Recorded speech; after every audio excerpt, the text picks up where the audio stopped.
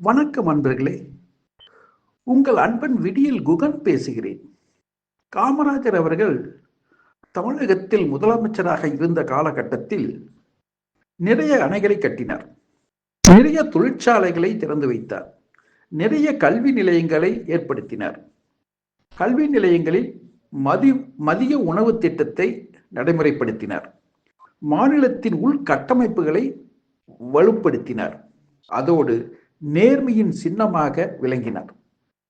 ஆனால் திமுகவின் பிரச்சாரங்களில் மயங்கி காமராஜர் அவர்களை மக்கள் தோற்கடித்து விட்டார்கள் என்று மக்கள் மீது குற்றம் சுமத்தும் கருத்துக்கள் இன்றளவும் பொதுவெளியில் அடிக்கடி ஒலிக்கின்றன. காமராஜர் அவர்கள் தோல்வியடைந்ததற்கு மக்கள் மீது குற்றம் சாட்டுவது ஏற்புடையதா என்பதைத்தான் இன்று இங்கு நாம் ஆராயப் போகிறோம். இந்த கேள்விக்கு விடை காண 1967 காலகட்ட தமிழக சமூக அரசியல் பொருளாதார நிலையை முதலில் பரிசீலிக்க வேண்டியுள்ளது. இந்த பரிசீலனைக்கு செல்வதற்கு முன்பாக காமராஜர் அவர்களை பற்றிய பாடல் ஒன்றை கேளுங்கள். பிறகு இந்த ஆய்வை தொடருவோம்.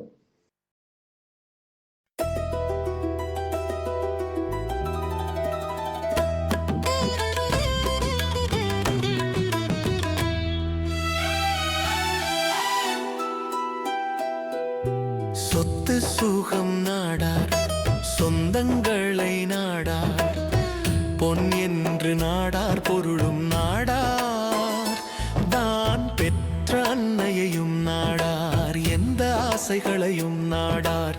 நாடொன்றே நாடி தன்னலம் ஒன்றும் நாடாத நாடாரை நாடு என்றார் கவியரசர் கண்ணதாசன். அவர்தான் எங்கள் காமராசர். சொத்து சுகம் நாடார், சொந்தங்களை நாடார், பொன் என்று நாடார், பொருளும் நாடார், தான் பெற்ற அன்னையையும் நாடார், எந்த ஆசைகளையும் நாடார். நாடொன்றே நாடி தன்னலம் ஒன்றும் நாடாத நாடாரை நாடு என்றார் கவியரசர் கண்ணதாசன்.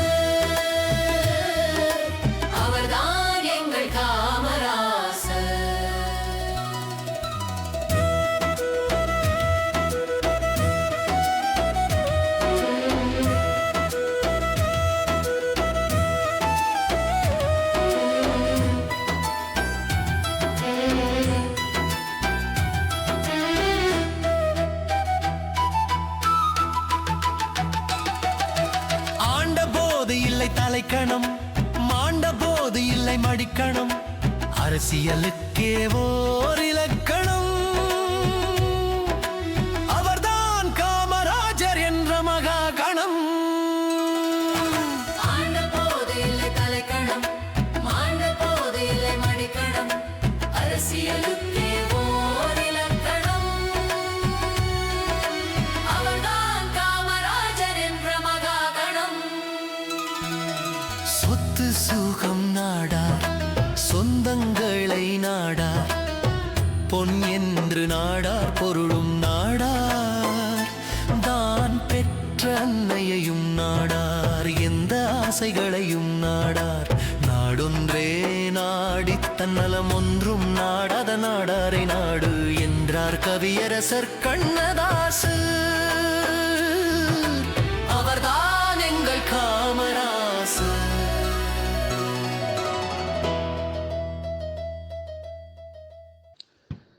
பாடலை கேட்டீர்களா? நல்லது. இனி நமது ஆய்வுக்கு செல்வோம். சுதந்திர இந்தியாவில் சமூக அரசியல் பொருளாதார முன்னேற்றம் ஏற்படும் என்று கனவு மக்களிடையே இருந்தது.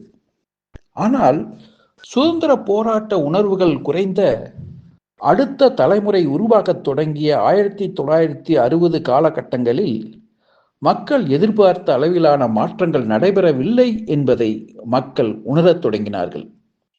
காங்கிரஸ் ஆட்சியில் மேல்தட்டு மக்கள் மட்டுமே அரசியல் பொருளாதார முன்னேற்றம் அடைந்தார்கள். முன்பிருந்த ஜாதி பொருளாதார ஏற்றத்தாழ்வுகள், கல்வி வேலைவாய்ப்புகளில் பின்தங்கிய நிலை பெரும்பான்மை மக்களுக்கு தொடர்ந்து வந்து கொண்டே இருந்தது. அதே நேரத்தில் தமிழகத்தில் சுயமரியாதை சிந்தனை, சமூக நீதி கோரிக்கை, மொழி பண்பாட்டு அடையாள அரசியல் வலுப்பெற்று வந்து கொண்டிருந்தன. காங்கிரஸ் சமூக சீர்திருத்தங்களை நிர்வாக அளவில் செய்தது. ஆனால் சமூக அவமதிப்பை அரசியல் மொழியாக பேசவில்லை. திராவிட முன்னேற்றக் கழகம் சமூக அவமதிப்பையே அரசியல் மையமாக மாற்றியது. 1960களில் தமிழகம் உட்பட இந்தியாவில் இருந்த சமூக பொருளாதார கல்வி வேலைவாய்ப்பு ஏற்றத்தாழ்வுகளை சரி செய்வதை விட தேச ஒற்றுமை என்ற பெயரில் இந்தி மொழி திணிப்பில் காங்கிரஸ் கட்சி அதிக முனைப்பு காட்டியது. இதனால் இந்தி திணிப்பு அச்சம், மத்திய அதிகார மையப்படுத்தலால் மாநில உரிமைகள் குறித்த கவலை மக்களிடையே அதிகரித்தது. காங்கிரஸ் கட்சி மக்களிடமிருந்து மெதுவாக விலகிச் செல்ல தொடங்கியது. தலைமுறை மாற்றம் அரசியல் மாற்றத்தை எதிர்நோக்கியது. ஆனால் காங்கிரஸ் அந்த மாற்றத்தை உணர தவறியது. இதற்கு பதிலாக திமுக தமிழ், திராவிடம், மாநில சுயமரியாதை என்ற உணர்வுகளை அரசியல் மொழியாக மாற்றியது. கலை, இலக்கியம், நாடகம், திரைப்படம் என்ற எல்லா ஊடகங்களையும் பயன்படுத்தி மக்கள் மனதில் மாற்றத்தையும் நம்பிக்கையையும் உருவாக்கியது. காமராஜர் அவர்கள் ஆட்சியில் கல்வி, மதிய உணவு, உள்கட்டமைப்புகளில் வளர்ச்சி இருந்தன. ஆனால் அதே நேரத்தில் வேலை வாய்ப்பின்மை, விலை உயர்வு, நகர கிராம இடைவெளி, இளைஞர்களின் எதிர்கால அச்சம் மக்களை வாட்டியது. அரசு நல்லது செய்கிறது, ஆனால் நம் வாழ்க்கை இன்னும் எளிதாகவில்லை என்பதாக மக்களின் மனநிலை இருந்தது. இந்த இடைவெளியை திமுகவின் அரசியல் பேச்சு நிரப்பியது. புதிய பள்ளிகள் திறக்கப்பட்டன, கல்வி பரவியது, முதல் தலைமுறை கல்வியாளர்கள் உருவானார்கள். இந்த தலைமுறை கேள்வி கேட்டது, அதிகாரத்தை விமர்சித்தது, மொழி பண்பாடு உரிமை குறித்து உணர்வுபூர்வமாக சிந்தித்தது. அவர்கள் நிர்வாக நேர்மையை விட அரசியல் குரலை தேடினார்கள். காங்கிரஸ் நல்ல நிர்வாகமும் உள்கட்டமைப்பு மேம்பாடும் போதும் என்று நம்பியது. ஆனால் மக்கள் எதிர்பார்த்தது அதற்கு மாறாக இருந்தது. மக்களின் உணர்ச்சி, அடையாளம், சமூக முன்னேற்ற ஆசைகள் திமுக தலைவர்கள் தெளிவாக புரிந்து கொண்டார்கள். அந்த எதிர்பார்ப்புகளை கவர்ச்சிகரமான கலை வடிவங்களில் மக்களிடம் கொண்டு சென்றார்கள். அந்த காலகட்டத்தில் மக்கள் நல்ல நிர்வாகத்தை விட தங்களை பிரதிபலிக்கும் அரசியலை தேர்ந்தெடுத்தார்கள். இத்தகைய சமூக அரசியல் சூழலில் இந்தி மொழி திணிப்பை தீவிரமாக முன்னெடுத்ததால் காங்கிரஸ் மக்கள் மனதில் இருந்து காணாமல் போனது. திமுகவின் அலை ஓங்கி ஒலித்தது. காமராஜர் அவர்கள் தனியாக தோற்கவில்லை. காங்கிரசுக்கு எதிராக திமுகவுக்கு ஆதரவாக உருவான பெரும் சமூக அரசியல் அலை காங்கிரஸை மட்டுமல்ல, அந்த காங்கிரசின் மிக நேர்மையான முகமாக இருந்த காமராஜரையும் அடித்துச் சென்றது. திமுக மக்களுக்கு அளித்த நம்பிக்கை வெறும் தேர்தல் வாக்குறுதியாக அல்ல, கல்வி, வேலைவாய்ப்பு, சமூக நீதி, அரசியல் பிரதிநிதித்துவம் போன்ற தளங்களில் முன்னேறுவதற்கான உண்மையான வாய்ப்புகளை திறந்துவிட்டது. அந்த அடிப்படையில் தமிழகத்தில் சமூக அரசியல் பொருளாதார முன்னேற்றம் அடித்தட்டு மக்கள் வரை விரிவடைந்தது.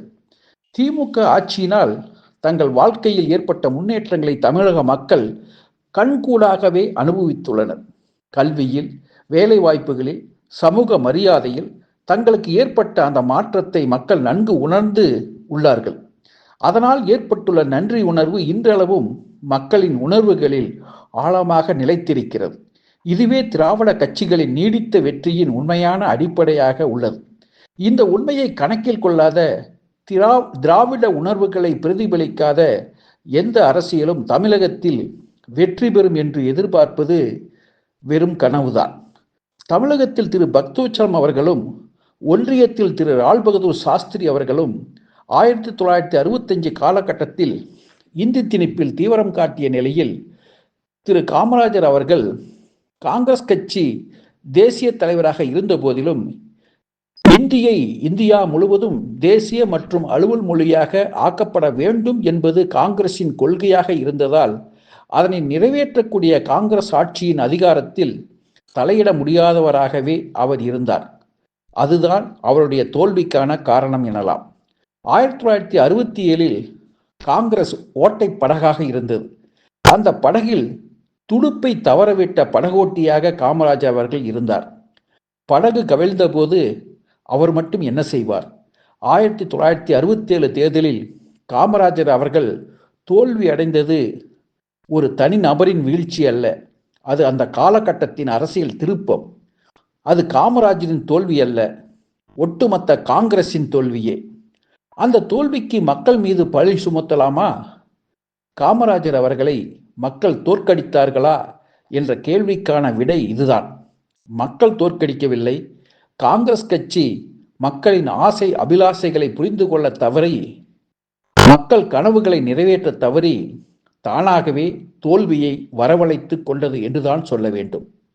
இந்த காணொளி பிடித்திருந்தால் இது போன்ற காணொளிகள் தொடர்ந்து வெளிவர புது விடியல் படைப்பக சேனலை சப்ஸ்கிரைப் செய்யுங்கள். உங்கள் நண்பர்கள் உறவினர்களுடன் பகிர்ந்து அன்புடன் ஆதரவளியுங்கள். அனைவருக்கும் மிக்க நன்றி. வணக்கம்.